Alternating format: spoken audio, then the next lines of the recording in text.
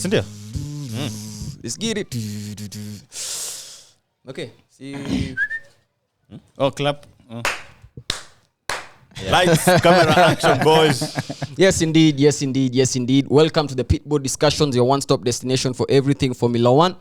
I'm your host, Ace, the trouble man himself, joined here by my ever so gracious co-hosts. Yeah. To my left, none other than Muchiri, Mr. No Cap. Yeah. The man who has a keen eye for details in the world of motorsports. Yeah. Formula One to be specific. Me? Yeah, you.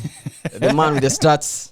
The man, come on, give him some hype. The man with the stats. Yeah. The man who sees things other people can't see. Really? The man who sees what the cameras can't see. What? The man who levels the playing field. Yeah, that is Muchiri for you. Muchiri, say a few words, man. Down the The mark. applause bus. Applause. Say a few words. Oh, just welcome back to Qatar review. Quite a hot circuit.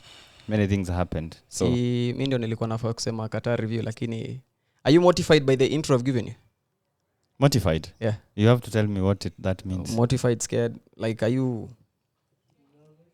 nervous? No. You sure? Yeah. Okay, let's give the same treatment to our second co-host of the evening. No, not of the evening, of the afternoon. Our second co-host of the afternoon, Mr. Less Troublesome Dan. Benny man. The man himself, all the way from Bahamas, all the way from St. Kitts and Nevis. The man from the Caribbean, an avid supporter of Red Bull Racing. Wagwan boys. You can see from his attire, he's dressed to impress today. Here to represent Max Verstappen's third win in a row. I'll take it. Quite an achievement for Max. Mr. Dan, could you give us something? Say a few words to the audience. This is that episode that I've been waiting for. Bruh. The St. Kitts and Nevis accent, bona. The St. Kitts and Nevis accent. You are from the Bahamas. This Caribbean. is that one episode I've been waiting for the entire year. So Really? good to be back, boys. Yeah, really? Yeah. Really? Ah. You've been what have you been waiting for? See Max. Okay. Anyway, fresh from the humid land of sands and dunes, which is Lusail, the heat capital in the motorsport world. Very humid place. Very hot. Like me. Very hot. So much to look forward to. So much to talk about. Yeah. Let's get right into it. Ata to see waste time. Let's get right into it. This is the Pitboard Discussions where the checkered flag is just the beginning. So, nani huyo anani text. Lakini, yeah, let's get right into it. So, mnaonaje? First things first, FIA. Let's start with the FIA. A lot was going on this race weekend, in terms of regulations. So, off the bat, the FIA came and mandated that all teams must have at least 3 pit stops during the race, with a directive that no tires will exceed a maximum of 18 laps. I think the latter was the mandate, not the 3 pit stops. If you want to do 3, if you want to do 4 or 5, that's up to you. But they said you can't do a maximum of 18 laps, so you can't go past 18 laps. Yeah, you can't go past 18 laps. And it was one of them whereby, we looked at it differently because as a Ferrari fan myself, it meant we were having 3 pit stops, 6 actually. We were having 6 pit stops. And we know what happens with Ferrari at pit stops. So you can imagine the FIA releasing that directive. And I'm a Ferrari fan. Is that why they retired Carlos? Probably. Probably. They're like, we're not going to embarrass ourselves. We can't handle the heat. Probably. That's why they were like, you know what? Let's just conjure up something. Let's just say, you know what? We have an issue with our fuel whatever injector gauge something. We just make something up because 1 hour to the race they were like an engine problem. Then 20 minutes to the race they were like, you know what? It's a fuel situation. Fuel leak. Yeah, there was an apparent leak from the team that was also responsible for the fuel gate back in 2019. 18. Yeah, 2018. Was it fuel or was it oil gate? Yeah. Fuel gate. It was fuel gate. So, interesting scenes there. But it also meant we were going to see strategies tested to the limit. Because undercuts were going to be put to the test and overcuts are going to be put to the test in terms of strategy. So, what were your thoughts on that? Just okay. Me, I usually want guys to race and to win in the way they think is the best. So for me, I don't advocate. I know they said it's for safety issues, but personally, I would have preferred for them to race. Just like the way Pirelli says that a tire can last 20 laps, they say that it can last 18 laps, and then the team choose to do what they want. Okay. Interesting. In terms of strategy, Mr. Less Troublesome Dan, what did you think that meant for the teams? Well, when they made that announcement on Sunday, personally, I thought it was going to be a boring race because everyone will be more or less tied down to the same strategy. Whether you have a brand new set of softs, whether you have a brand new set of mediums or a brand new set of hards, you'll still do your maximum 18 laps. Yeah. Whether you have an advantage on tire management or you don't have an advantage, you are still going to be tied down with the mandate. So we couldn't see some teams play to their strengths. For example, like Red Bull. The RB19 has always been good on tire management. Yeah. So we couldn't see that strength coming from Red Bull. And as much as you think Ferrari maybe They were trying to sabotage us. yeah. I think they're actually saving Ferrari because you guys usually have some unusual tire deck. Are you sure? They were trying to sabotage us. So Ferrari were given this opportunity, to have shorter stints and to have many pit stops, just like everyone else. But Ferrari, as usual, they bottled this opportunity. Did they? But I feel gutted for Ferrari because every race after Suzuka, actually after Singapore, became a fight for P2 with Mercedes. So Singapore, you made the best out of it. Suzuka, you could have done better. So I was expecting Qatar, you guys to either beat Mercedes, because I actually thought Ferrari were going to beat Mercedes here.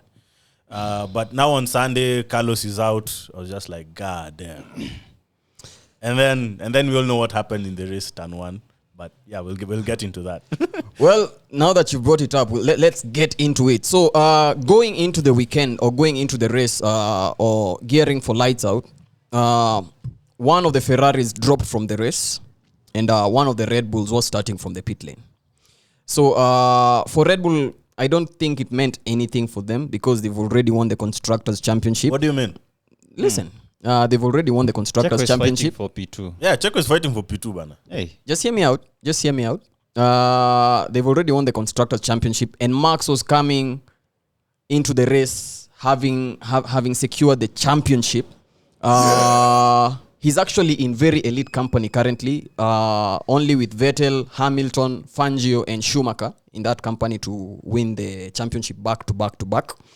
A three-pit, like Michael Jordan or the great Cristiano Ronaldo, So, going into the race, Mercedes had qualified really well. Walikuwa P2 and P3. Yep. They were P2 and P3. After Max Verstappen on pole. No, after the McLaren fumble. McLaren did fumble, but yeah. but Verstappen was on pole. Yeah, he was. Thanks to McLaren fumbling.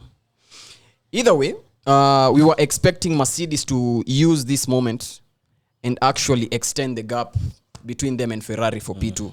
Yep. But unfortunately, things weren't to be. And Mercedes did the thing they've been doing the whole of last year and this year. They were fumbling. They were returning the favor. The McLarens were demoted during quali, and the Mercedes now returned the order. They were giving the positions back. They were giving the positions back. Yeah, that's an interesting one. So as a Ferrari fan, I wasn't really looking forward to the race. Seeing the two Mercedes is up front, and I knew they were in contention to haul maximum points. They were in because listen, I'm not questioning Max's professionalism, but you never know. That's the day Max can decide to experiment with this car. We've had him joke around, hey, let's do pit stops for fun. So maybe that's the day he would have decided, let me experiment with my car. Let me see how far I can push it. Let me see if I can cruise around the track. So Mercedes were in contention for maximum points. Yep. And as a Ferrari fan, I was looking at it and was generally mortified by the situation or mortified by the prospects of them, extending their lead. Because for the past 3 races, we've actually been catching up to them. So, But George and Lewis had a reminiscent moment of Barcelona 2016 between Hamilton and Rosberg. So going into turn 1, George and Lewis seemed to get into each other's way. And that ended up taking one of the Mercedes out.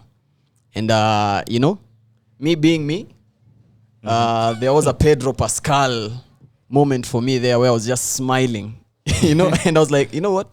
This race isn't going to be so bad after all. But a lot was going on socials when that event or that incident happened.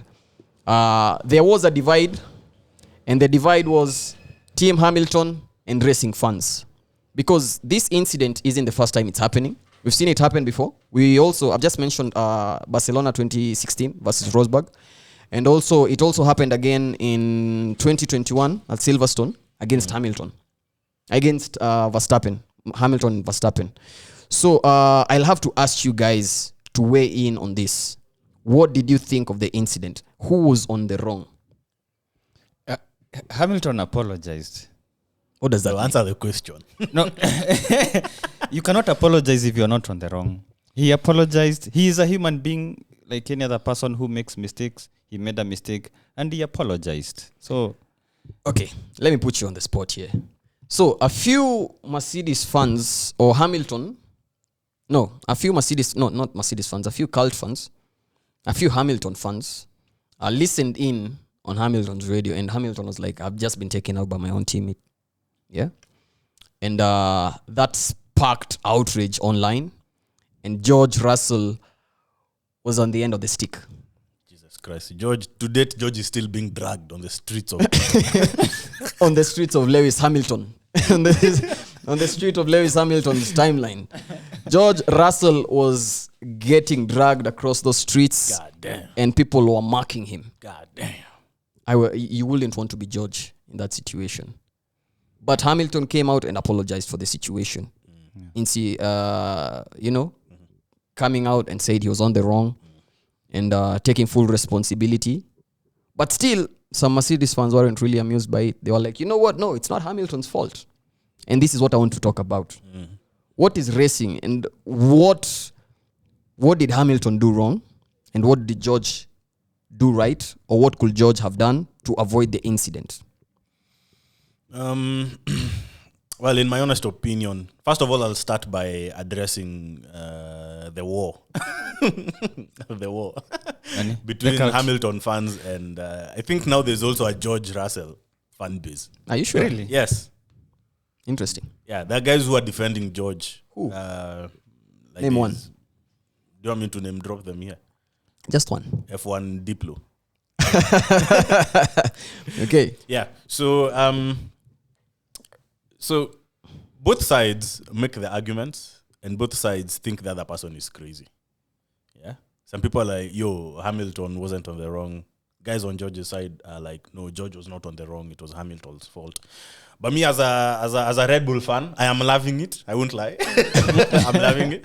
But being objective about that incident. So before the race, apparently Mercedes had a strategy discussion or meeting.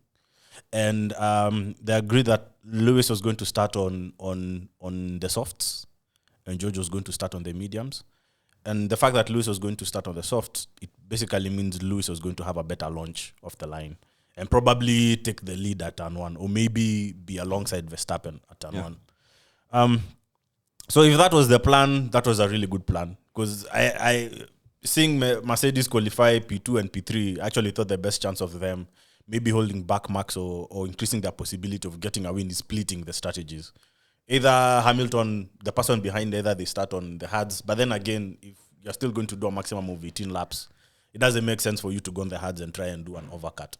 So Hamilton starting on the softs, to me, made sense. Yeah. Now, the interesting bit which... Sorry, before you change up, let me interject on that. You have mentioned Mercedes had talks behind closed doors on what strategy they were going to use and how they were going to start their race. Yep. And some Mercedes fans actually used that to kind of merit or to kind of defend Hamilton with. And they were like, so it's clear Hamilton was supposed to be faster than George, but George did not concede. Yeah? Which brings us back to what is racing and the art of racing in itself. Because we do know, okay, listen, for most of the guys who don't really know, in racing, you cannot occupy a space already occupied by another car. You cannot do that. Unless you want to collide. And that's dangerous driving. Yep. And you know, that's really not promoted by the sport. But you cannot occupy a space occupied by another car. So that's exactly what Hamilton did. It doesn't matter how much space is to your left or space to your right. So long as there is another car in that space, you cannot occupy it. You just have to use another tactic. You can't be the aggressor and expect to come clean on the end of it. And that's what really happened. Because if you watch the race again, if George breaks, Hamilton and Verstappen collide. If George maintains his momentum, he takes Hamilton out, which is exactly what happened. The only way a crash is avoided is if Hamilton takes or picks his moment properly and actually challenges for that position in a proper way. Yeah, and that is what people, in my opinion, what people don't understand. Yeah. As much as yes, it was agreed that hey, George will have to play ball and let Hamilton take the lead into turn one. Things change, circumstances change. You see, that would only work if Max had a good launch. Yeah. But Max didn't have a good launch. So George was pretty much stuck behind Max. And George had a better launch than Max. So George actually moved to the left because he had better momentum than Max coming into the corner. Now the thing, from my own analysis, Hamilton was too greedy with that turn into turn one. And by being greedy, I mean, by the time Hamilton was turning his wheel to the right, George was actually ahead. Because if you look at that frame, Hamilton is looking into the corner and George is there. Then just slightly ahead, Max is there. Approaching the apex. Yes. Now, Hamilton could have, because he has more grip, in my own opinion. Hamilton shouldn't have turned in that aggressive into George. Because you're seeing George was there. So by the time he was turning in, what was he expecting George to do? Back to what I said. You cannot occupy a space occupied by another car. You remember the last time we were talking about you have to know who you are racing? Yeah. You know what kind of moves you can pull on a person? Yeah. There's some moves you can't. They are hard-headed drivers. Yes. You already know in the circuit. Yes, there's K-Mag, there's Russell. Should we add Hamilton onto that list of hard-headed drivers? I wouldn't put him there. Hamilton was like, I'm just going to turn right and go back to everybody else. Yeah. To be honest, in my opinion, that is exactly what happened. Yeah. So as much as it was discussed, circumstances do change. Max had a bad launch. So it meant that George, if George had a better launch, he would either be alongside Max or his front tire would be somewhere into Max's car. So Hamilton just, I don't know, he was too greedy with that turn into turn one. If he had tons of space on the left. If he just maybe braked a little bit earlier, got enough space into the left, then just ensure that you survive that turn one. Because the thing is, you're on softs. You don't have to make your move on turn one. You still have multiple turns to make your move. Well, I guess we are all in agreement then that Hamilton was indeed on the wrong and George did what he could do. Yeah, hey, George is a racer at the end of the day. Whether they call him a snake or whatever, George is slander a must end. Racer. The George Russell slander must end. George did what he could, and unfortunately, somebody was on the losing end of that tide. And too bad it was Hamilton. And as a Ferrari fan, I was really happy with that. Really? Yeah. Definitely. I had a feeling this was going to slot in. Wait, I want to. Okay, for me personally, it doesn't matter who I support. I never like DNF. I like somebody to. If the driver I'm supporting, I want my driver to win on merit. So I'm never happy whenever a driver DNFs. I'm absolutely taking a DNF where the driver is on his fault. I'm not taking the DNF whereby, mechanical issue, mechanical failure. But if the driver decides to take himself out, hey, listen, the gift that keeps on giving, I got to take it. I have to take it. Listen, this was Mercedes' opportunity to extend their gap, and they didn't. Okay. So I'm taking that as a win for Ferrari. And with that, let's go straight into the Mercedes engines, because the Mercedes engines were looking fast that weekend. By Mercedes engines, I mean the Williams, the McLarens, and the Mercedes themselves. But my focus point currently is on McLaren. Did you guys see how fast those guys were? Yeah. They have been fast since when? Was it since? Spain. They have been fast since round 9, was it? Round 9 of the championship. But they were still struggling to convert the fast pace into the actual Grand Prix. Yeah, they were having short bursts of fastness. Like this race they perform well. They try and haul a decent amount of points. Then the next race it's because they are strong on high speed corners. Yeah. So in a track with high speed corners, they are going to do well. So that Qatar, for the whole season, I would say Qatar is where we'll see McLaren strongest at its best. Yeah. And indeed, they were their best. They held short of one position shy of maximum points because they got P2 and P3. Yeah, that's a decent amount of points. But the long straights of Qatar. And remember, It will show them. and remember, they also won the sprint race on Saturday. So they did come out of that weekend with a lot of points. Yeah. McLaren's pace on the hards on Sunday, that pace was astonishing. Hey. Because Max was on the mediums on his last stint. Max was on the mediums, the McLaren's on the hards. Max wasn't gaining time. Well, yeah, he wasn't building a gap. It was stuck between 4 seconds, 3 seconds. And Lando was faster than Piastri. and Lando was faster. So he goddamn, how fast are these boys? He took Piastri's win personally, and he was like, you know what, I'm still trying. Hold my beer. I'm still trying to. As he I'm still should. trying to wrap my head around how That's his all job. these McLaren drivers are coming and getting this win, and I'm still here and I haven't gotten a win since 2019. By the way, Lando Norris hasn't gotten a win at McLaren, and guys are still calling me a hater for this. But hey, Piastri is giving Hamilton debut season vibes. You're a hater now, man. You're just confirming you're a hater. As in every freaking episode, you have to bring Lando and not getting any win. But it's true though. There we go. It's true though. Let's move And on. speaking of being fast, McLaren inaonekana the speed situation or the speed bug has actually found its way into the speed virus has actually found its way into the mechanics. All right, what's up? Because these guys had one hell of a pit stop. We can't not talk about McLaren and the pit stop they had. They had a pit stop for the ages. A 1.80 second pit stop. Is that the fastest in history? I think it is. Yeah, it is. I think it is. And considering that these tires, since are they 18 inch? 18 inch. They are becoming. They are heavier. Yeah. They're bigger and heavier. So that's A quite 1.8 commendable. with you know how big that tire is? 18 inches. I mean, Yeah. 18 inches is like And 18 inches. And you also have to know. You also have to know that it's usually a team game, because where the driver places Nice the car. spot. No. No, I'm keeping it PG. Nice spot. You see, where the driver places the car affects the time. So it's not only the mechanics, it's also the driver, because as a driver you want to brake as late as possible onto the pit stop and don't miss your mark.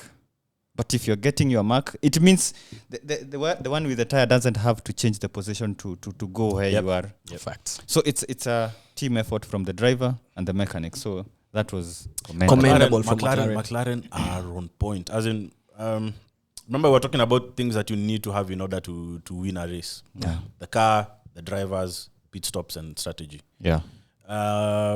I think if they go on this same trajectory with pit stops, then I think next year they're going to be a Title problem. contenders. A problem. A problem. Something which I really didn't want to accept. But in my own world, complacency is the number one threat to Red Bull. Facts. So next year and also 2025, we're going to have some really interesting racing. Also, remember, I don't think domination has ever truly existed in Formula One, whereby if you dominate a season completely, you also dominate it the following season. It's always competitive the following season. So do expect some fight back from the other teams next season, and expect McLaren to be on the front running. Hey, next year Mercedes are pulling up with the black McLaren, my G. Yeah. Silver one. Is it silver or chrome? Whichever livery they decide to use. They're pulling up with a black chrome, whatever McLaren. whatever they decide to use. But hey, now we get into the meat of the situation or the stories that were happening at Qatar, or the events that were happening in Qatar, and that is the track conditions. So Qatar was plagued with situations that all stemmed from track conditions. So we all know Qatar was really humid that weekend, especially on Sunday. Really humid, high temperatures, and this kind of opened Pandora's box into a lot of things. Yeah? And one of the things we can't not talk about is the athleticism of the drivers being tested or being pushed to the limits. So,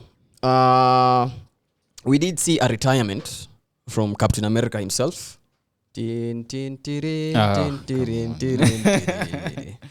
Yeah, Captain America. We have to sing the national anthem, man. Come on. Have some respect. What about the Dutch national anthem? Don't trigger him. He'll start singing it. Anyway, so we did see a retirement from Logan Sargent. We did hear some complaints from Ocon. And we did get reports at the end of the race that most drivers were taken to the medic area. And most of them actually, were, for lack of better words, were exhausted. Fatigued, exhausted, any other adjective you want to throw in there.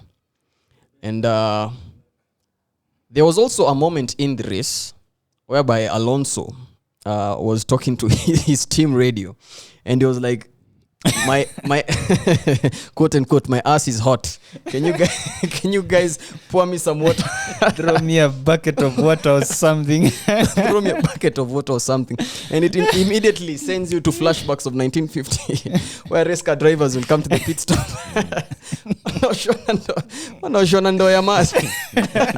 But they were saying that it was 50 degrees in the cockpit. Bro, have you seen those footage? Have you seen that footage for the drivers back in the 50s? Akina Fangio walikuwa wanakuja. I posted it in the group. Wanakuja pit stop. The pit crew, instead of changing the tires. that isn't even a pit stop. That's on the side of the track. Hey, but that guys used to be in the ghettos back in the days. Hey, back in the days, man. The guy who's waving the checkered flag is on the track. He's on the track. Sorry. Mr. Editor, timestamp 28 minutes in. Please put some clips there so that these guys can see what we're talking about. Men were men. Those days men were men. Because there was a guy who was hit with a bucket of water, and he's like, I should not be doing this with my life. Wait, we'll come back. Men were men back in the day. No, I don't think you guys I don't think you guys understand how hilarious that is. Where your butt is actually so hot, you have to complain. You're like, hey guys, when I get to the pit, please can you throw me a bucket of water? But it was really bad. 50 degrees in, there's no way air is coming in. Yep. Yeah, there's no AC in that car. Yeah, Yuki tried to open the visor, only sand to get in. And the way Yuki's short, you can't even see the apex because of he's sitting so low into the car. And now that you're compounding that with sand, God damn. It was really hell. I have a question for you guys. Yuki wasn't the only one to try and open up his visor. We also did see situations whereby George Russell was actually trying to get air through his fingers, opening up his visor when he was on the long straight. I mean, the conditions in Qatar were just horrendous for the drivers. Yeah. And you have to give them credit as athletes. Guys always forget Formula One drivers are athletes. At the end of the day, they're athletes, and their athleticism was tested to the limit. One of the dominoes to fall from that situation or from that effect was the track limits. Lack of concentration from the drivers. According to me, that's how I judge it. Lack of concentration from the drivers because of the humid situations and the intense extreme conditions at Lusail led to most of them actually getting penalized because of track limit violations. We had a couple of penalties. Pierre Gasly, for example, had something like 5 penalties. Checo. I know we've talked about Checo a lot. Checo had something like 6-7 penalties. Who else? Guys were having penalties left, right, and center. It was a situation which was really, Yeah. I have a question for you guys. Yeah. Has your respect for Logan gone up or down for voluntarily choosing to retire? Definitely up. I mean, it takes some kahunas to actually, man up and, look, if I'm not doing good, I'm not doing good. I don't care what you guys think of me, but safety first. Remember, this is a sport where one step mistake and it's death and catastrophe. And when he was when he retired, he was just cussing, like he was angry that Logan, he did cussed. he have the energy to? I think he was nauseous. He said he couldn't really, You see, when handle himself. When you're in the fire, let's say, and then you come out and you see you've left your brothers out there, you obviously you'll start to think like, did I do the right thing and such things, and maybe because it's like we're shooting a pod, and you decide for some reason you can't continue anymore, and we continue, but we are facing the same thing. Somehow, the person who voluntarily choose to retire will somehow feel some bit of guilt because, because he did curse, but the engineer told him there was no shame in retiring. Yeah, there was no shame in retiring. There was no shame in retiring. And it was really bad because Stroll was saying he was passing out, in and out. Yeah. Ocon said he threw up. Yeah, Ocon threw up. He threw up in the car. Yeah. And Piastri, when he went to the Max podcast, Max Verstappen podcast, he couldn't sit. Did you watch when they were showing highlights? He was sleeping. He was not facing the TV, but when he turned to face the TV, they switched it off. No, I didn't. It was actually funny. But there was a dark humor joke being thrown around, and I'm not really proud to put it out there, but I have to put it out there because it was dark humor. They were saying drivers in Lusail complaining about heat. Then there's you remember the guy who the fire, Roman Grosjean. Yeah. Then there's No. You can't compare. Don't smile. Don't laugh, Bro. Don't. Why are you laughing? Bro, you can't. No. Why are you laughing? No, I'm just asking. Why are you laughing? I enjoy dark humor. Why are you laughing? No, I'm just saying, it was dark humor. Guys were complaining about heat. Then there's Roman Grosjean looking at them. Anyway. Let's move on. Anyway, yeah. Nah, come on, Mr. Producer. Mr. Producer has just name dropped Niki Lauda, please. We're not going to do that. Yeah. Anyway, the Qatar GP for you. Do you have some add-ons, some insightful add-ons? You're the man with the insights. Do you have some insightful add-ons?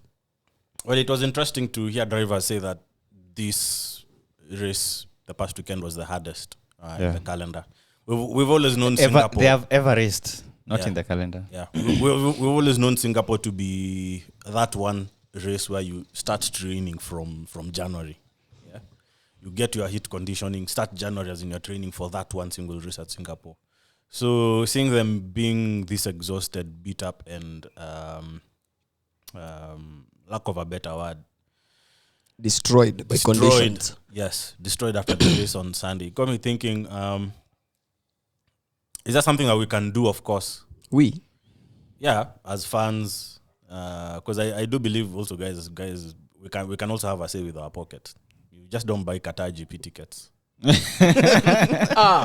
Yeah, but is that something that can be done about this situation? So FIA just released a statement I think it's today. Yeah, today. Yeah, saying that they're going to review when the next Qatar GP will be scheduled. Yeah. So they're looking at having in that next meeting, the agenda will be now seeing where within the calendar can they place the Qatar GP. So guys on the side have been saying the reason why Qatar GP was this early when Qatar has these extreme conditions is because of At this time Vegas. of the year. Yeah, it's because of the Vegas GP. So I'm expecting maybe next year a revised calendar. Yeah, but it will be November, early Qatar November. next to the Abu Dhabi one, yeah? Yeah, Could be. Yeah. Actually, it will be early November. yeah, that would be good. And it's not far from Abu Dhabi. You know, they are going to States and then come back. Yeah. Well, for context, sorry to No, it's all good. cut you in. For context, for the viewers and the listeners, Qatar at this time of the year is extremely hot. Not necessarily at this time. This time and the past few months, the mid year in Qatar is really unbearable in terms of heat. And if you guys remember, even FIFA, that's another sport, that's a different sport, football, they had to reschedule their World Cup to happen in the winter because of the extreme conditions during the summer. Winter. Yeah, winter. They don't have winter, yeah. Yeah, because of the extreme conditions, they couldn't really play football in the summer. Summer. So, yeah. And that takes us straight into the driver, team, and melon of the day. So, who do we start with? Let's troublesome Dan. Kick us off. Driver of the day, George. Yeah. And I'm not saying this to spite Nah, George had a good Hamilton race. fans. George. So the reason I'm giving George my driver of the day is because of his recovery drive on Sunday. Yeah. I remember after the collision, he dropped to P18. So 19 and 20 was Hamilton and Carlos, respectively. So George didn't retire after that T1 crash. He went back into the pits. He was given a new set of, I think it was HUDs or something. Yeah. And a wing. Yeah, and he resumed the race from P18.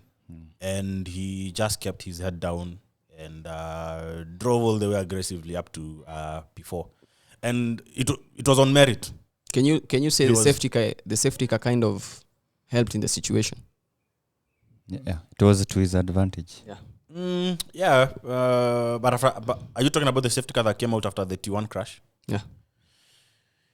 Yeah, but regardless, there is no way the safety car wouldn't have, as in the safety car wouldn't have been released after that crash.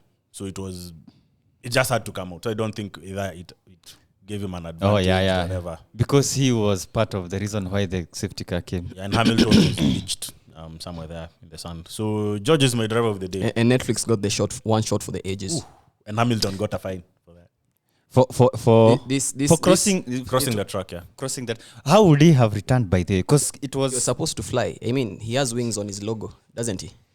Okay, how was he supposed? Because I'm wondering, by the way, what usually happens when it's on the other side of the track? They have facility on the inside. Now, when it's Hamilton, he's supposed to fly. No, it depends on the track. Yeah. So some tracks, like Zandvoort. Remember, there was a driver Charles had to sit out.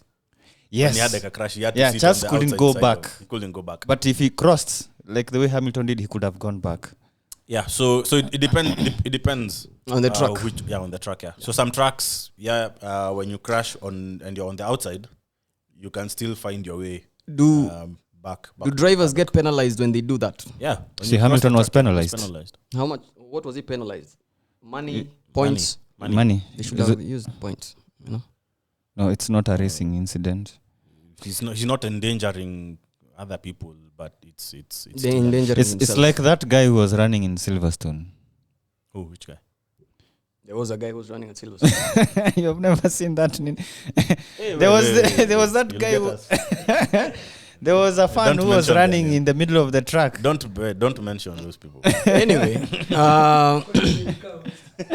your team of the day. Team of the day. Yeah. Alfa Romeo. Wow. Yeah. Oh, they top really 10. They really did have a good performance, especially Joe. Yeah. Joe So had a really good Bottas. performance. Finally, they went Bottas had under a the decent radar. race. They went under the radar by Yeah. I completely forgot they finished top 10. They also Both had of a them, decent sprint race. If I'm not wrong, they also had a decent sprint race. So Alfa Romeo was one of the teams that brought upgrades this weekend. Did they? Yeah. Okay. 3 teams: Alfa Romeo, Alfa Tauri, and Alpine. Yeah, yeah. Okay. Alpine, of course, we know is because of cooling. We know that car, the moment you go to temperatures, guts all over the place. so back to Alfa Romeo. So Bottas was looking very good in the midfield battle. Mm-hmm. He had a good session right from Friday from FP1 to qualifying. So Bottas started, was it P10? Mm-hmm. I think P10 or something.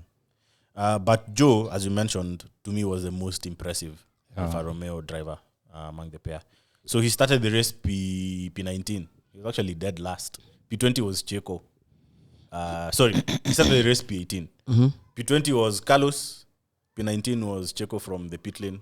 Then P18 was Joe. But he finished the race P9. And are we still considering him a rookie? Who? Joe.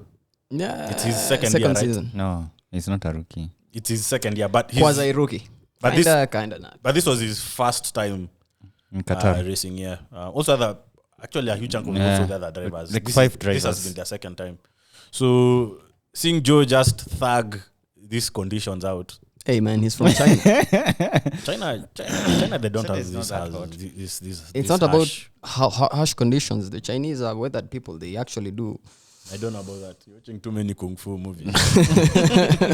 yeah. But Alfa Romeo, my team of the day. Melon of the day, Checo. Keep it short and sweet. Yeah. And like that, we just transition smoothly to you, My driver of the day. I had someone else in mind, but I'm going to say Lando just because you hate on Lando. Me, I was impressed with what Lando did. So you're doing this to spite me. Partly, but he does deserve it because of the the weekend. I would say the weekend. Lando was plagued with mistakes.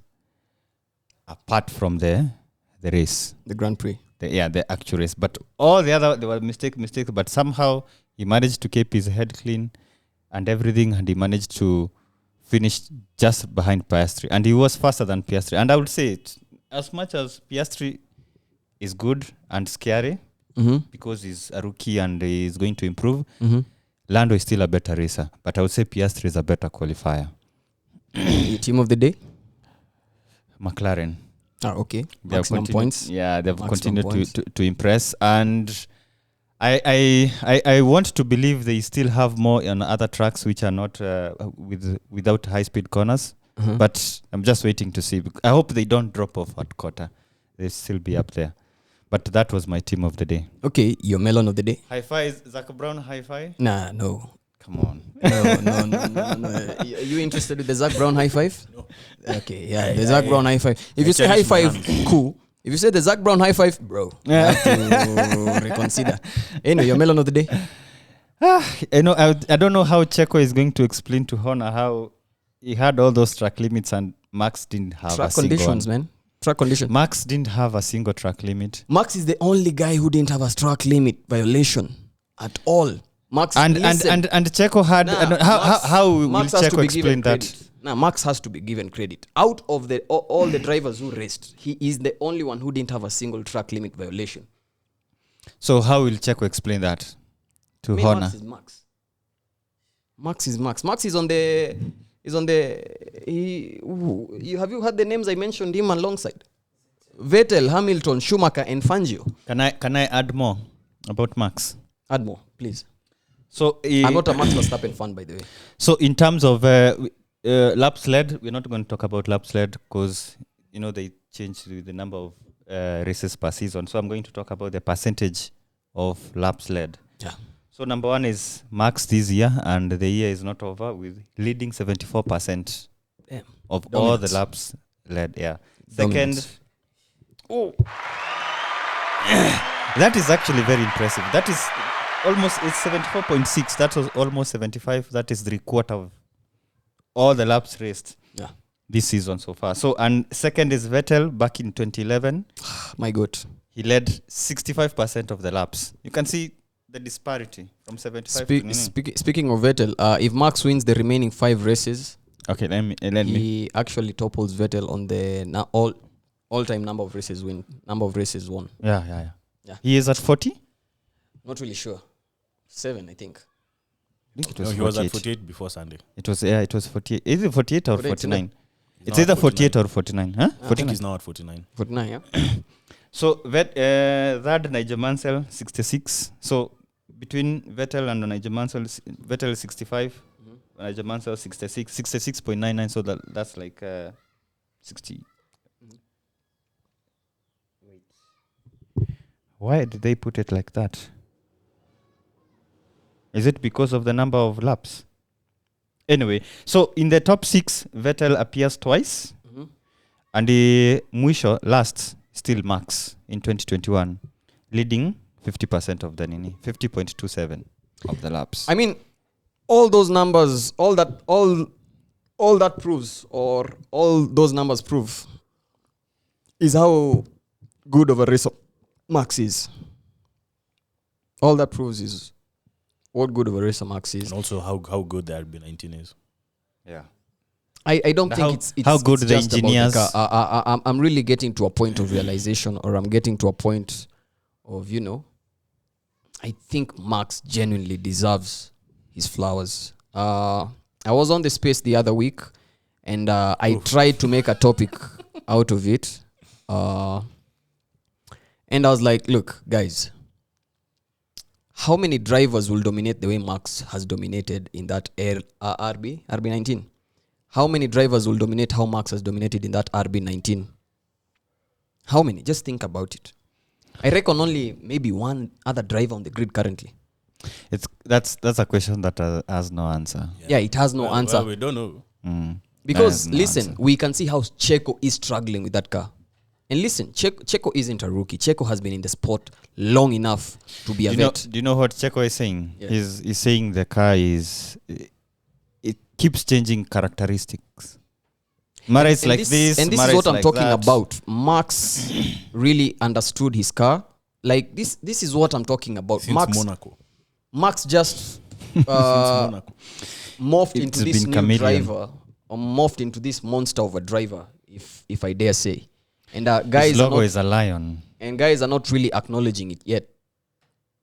You've I seen think- his logo? I think the Max Verstappen situation will be similar to Vettel's, whereby during his prime, people are hating on him, but after his prime, guys are like, you know what? He was actually a very good racer. He was actually a dominant racer. He's actually a racer for the ages. And you did say it correctly. He looks like a racer who was actually made from a lab. He's a dominant racer. For the football fans listening to this, Max Verstappen is equivalent to Erling Haaland or Kylian Mbappe. He just looks a different breed. So, take that into account. Your melon of the day? It was Checo.